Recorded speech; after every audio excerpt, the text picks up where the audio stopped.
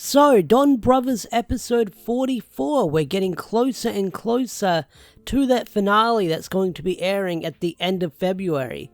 So, this episode was the big reveal that the other teammates find out that Inuzuka is Inu brother. And I gotta say, I think they handled the reveal pretty well. It wasn't over the top, it wasn't crazy dramatic. It was kind of like, oh, he's Inu brother, and then you get a funny gag at the end of the episode with Haruka realizing then when she wakes up she just realizes that Inuzuka was the papa the whole time, and it blows her mind. So this episode sort of had that lie that Sononi told to Inuzuka a while ago, saying, hey, if you kill a bestial then the real one will return to its body, which was a lie, and I felt for it because there's so much to keep track of with this show. But yeah, that was a lie because she had feelings for Inuzuka and she wanted him to sort of get Natsumi out of the way so that way she could be with him. And what we get are some really interesting fights in this episode. We get a fight between Inuzuka versus Miho, and it was a really cool fight. Miho was mostly dodging and weaving away from his attacks, but then we also got to see sort of her transform into the bestial form, and that was a really cool fight as well. I really do love her bestial design because I feel like it's a better look at the suit that we finally get to see in this episode.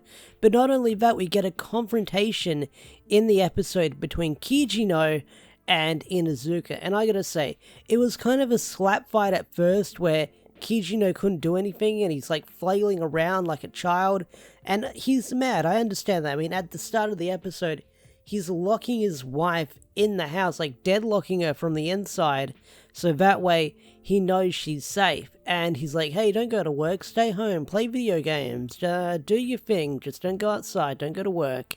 And he sort of, it's a really cool fight, I will say that. Very CGI, but I think they handled it well with some of the costume shots or the puppet shots in the show. But it was a pretty decent fight as they exchange blows in the episode. But I really liked how sort of Kijino sort of transformed and sort of flew frickin' Kijino across the building into the car park, leading into the Monster of the Week later down the line. That was pretty cool. But one thing you see is Sononi taking the blast taking the swipe of the sword for Miho, because she realizes that, oh shit, I lied, this is going to kill someone he loves, because she spent all that time with him when he was blind in that episode a while ago.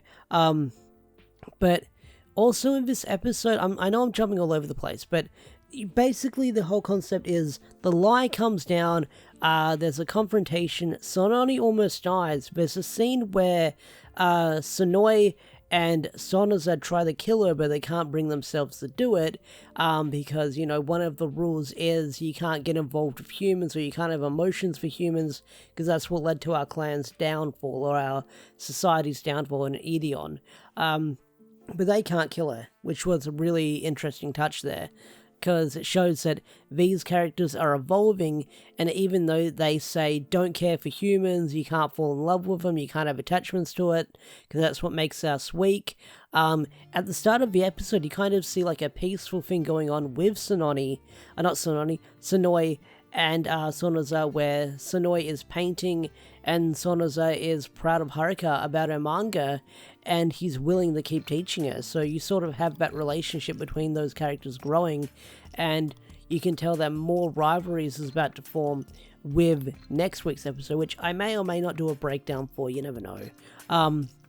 But also in this episode, it's sort of leading up to next week's episode as well, where they're going to go visit Jiro's hometown in the countryside, but Jiro has this moment saying, oh, check out my Rumi-chan, she's really cute, and Kijino's like, oh, I'll have a look at her, let's see what she looks like, and there's nothing on the photo, it's a ghost, there's nothing there, nada, so it makes you wonder, is all of this in frickin' Jiro's imagination?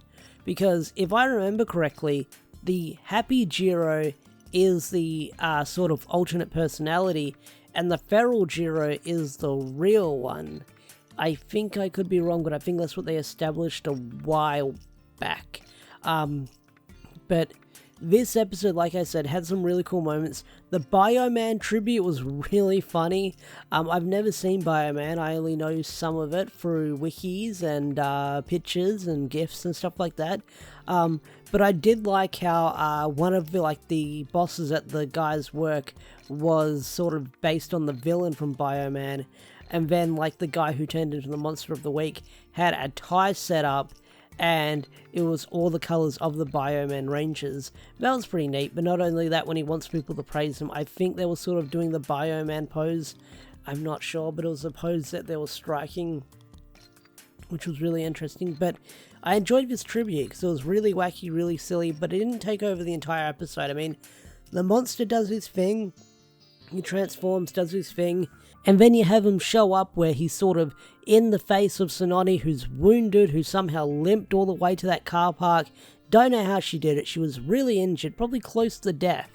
And she does die in this episode, which we'll get to in a bit. But yeah, like the monster gets in her face, and then you sort of have our heroes who are fighting, they work together, and then all the other Don brothers show up, and that's where they sort of learn who Inuzuka is. But let's talk about that last couple of scenes. So, Sononi dies. She dies in Inuzuka's arms, and then you have Kaido show up with the umbrella, which it was a really nice and well-filmed shot where he's standing there with the umbrella, being all mysterious, and you're like, oh shit, what is he doing here? We're going to learn something else about Kaido here.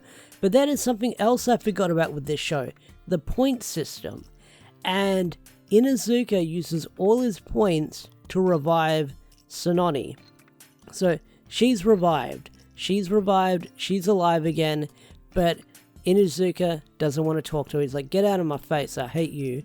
And that's where the episode ends, before the comedic moment. But yeah, this episode was like really interesting, because we had that confrontation that a lot of people have been waiting for between Inuzuka and Kijino. It was short. It happened near like the last half of the episode, but it was still really cool to see. I had Inuzuka revealing himself to the other teammates, but then I believe they dropped a special online where they sort of do the henshin roll call and they interact. I'll have to check that out later. See if it's important or worth talking about. But yeah, this episode was really interesting, and it's one more plot thread out of the way, so that way we can build closer and closer to the final arc, which I'm definitely looking forward to and curious to see how they're going to handle, because we're getting 2 brand new characters next week who are more Noito, more brain people, so I want to see what they're up to, what their ideas about. Their designs look really cool. I might have to look up who's going to play them, because I think they looked very familiar. I haven't seen a lot of Toku, but I feel like I've seen them in other stuff here and there. But anyway guys, I think I'm going to bring this review to a close. If you enjoyed this video, hit that like button, subscribe to the channel if you're new, and I'll see you guys later. Peace out, take care, bye.